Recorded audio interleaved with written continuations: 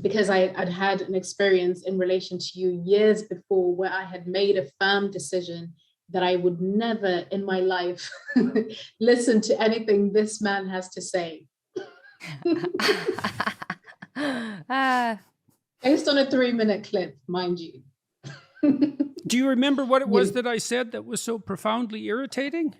I mean, there's do, many. Jordan. Can you tell me what that was? Of course. You were talking about the gender pay gap.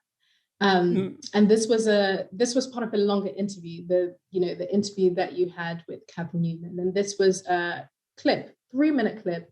You were talking about the gender pay gap, and you were saying that, paraphrasing here, but that the reason for most women is because most women are agreeable, most women don't negotiate, et cetera, et cetera. I believe that was essentially giving people options as to why it could be that there's this thing that exists or doesn't exist. And I didn't even finish the clip. I didn't even finish the 3-minute clip. But based on the things that another out of context clip that I had seen before, and the way that I'd heard your name being spoken of before in the context of the trans conversation that was happening around that time, 2018. Right, exactly. Again, I was watching this clip, and it's almost like I wasn't even listening to what you were saying. I had already decided that I don't like this man because someone that I trust has told me that I shouldn't like him. So therefore, the decision is made. Why do I even have to finish that video? Right, of course. And it was just, right? Mm-hmm. And it was just normal. Well, we use heuristics like that all the time, and it's easy to get caught up in them because, you can't listen to everyone. Yeah. And so you kind of have to make a snap judgment about almost everyone. And the default is you don't listen because there's like 7 billion people. So obviously you're not listening to most of them. So you don't need much of an excuse. And it's really easy for that to get, and I mean, it's not like I haven't experienced that. Like on my podcast, I invite people on. Abigail Schreier, for example, she wrote, I don't remember the name of her most recent book, but it's a investigation into the downside of the rush to make everything gender fluid, essentially. And I was terrified when I had her on. I mean, I was in rather ill health at the irreversible damage. Yeah. That's the one. I want to have Andy No on my podcast, but that also makes me nervous too. And, because he's tarred with the fascist brush and then it's guilt by association, and that might have been part of what you were feeling. So so you think, you need a simplifying heuristic, and part of that is, that most people aren't worth listening to, and he's definitely not worth listening to. And, right. And then that can so easily become politicized. And once it is, especially when the political has become religious, it's really, really hard to overcome that. Yeah, and so, it really is. A lot of the things that the radical left are pointing out are in some sense universal human failings. And so they have that truth about them. I mean, because we could ask ourselves, given the implicit tendency for human beings to have a pronounced in-group preference and the potential we have for violence against out-group members, how do we all address our proclivity to damn the foreigner? Okay, that's a really important question. I feel like I've got a good answer. Okay, let me add the one end to that. And then the next thing is, we all have these proclivities. How are they exacerbated by power and privilege? Right? Those are good questions. But as soon as we make it instantly racist, then we can't even ask the damn questions properly anymore. So, Mick, sorry.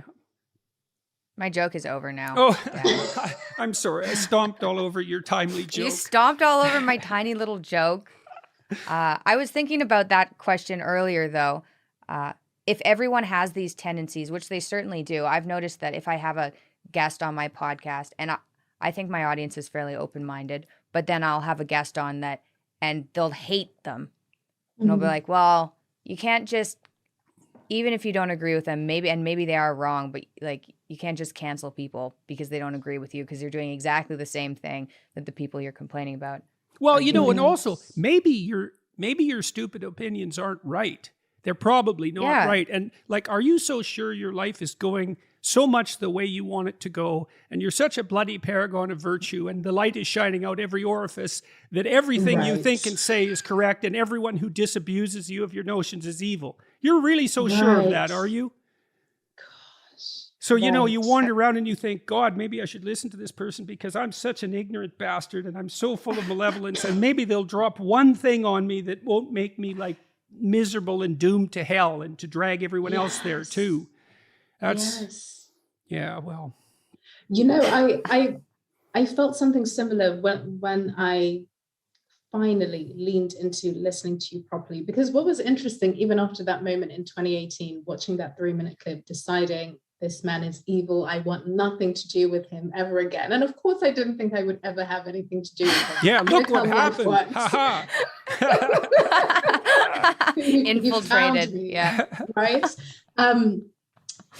People especially people that were not really connected to the digital world, a lot of older men in my life, for example, and women in my life would always tell me to read your book.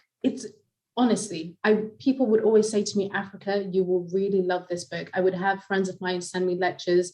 I think you're really going to like this. And I would just completely ignore it. And in my mind, I'd be thinking, what am I going to find? What am I supposed to like? Because again, I have this idea of you built up in my head. So I'm finding it very confusing that people that know me very well are telling me that there's something that I'm going to like, right? Yeah, what the hell? Very confusing. But again, for years, what the hell? For years, I ignored it. So when I started watching your lectures late 2019 and last summer as well, in the beginning, I could notice myself listening to you and waiting for a moment where I could say, aha, see? Right. I knew I was right. And you know what? I waited. That moment never came. That moment never came. That comes for me, right? All the time. Really. And that again, so it's like there wasn't one moment of being awake and then it's done. So many little, tiny, seemingly insignificant moments where I'm just sitting here by my sofa, just watching and listening, observing myself, waiting, for that confirmation that I'm right. Mm-hmm. And then it never coming. And then I have to deal with that. And then so again, my curiosity, I finally allowed myself to be curious again. And now, Jordan, I can say you have been one of the most influential people to me for so many reasons I couldn't even mention right now. But to be able to have the conversations that I do now publicly, you have, and I could have never imagined this ever in my entire life. Things like this don't just happen. And the fact that I can tell you this. Oh no. Thank you. Just thank you. Thank you. You got him.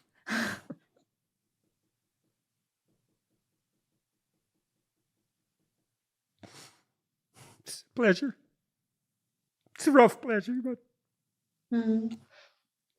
I know. You knew what happened to me with Marvel Comics? Yeah. That was something.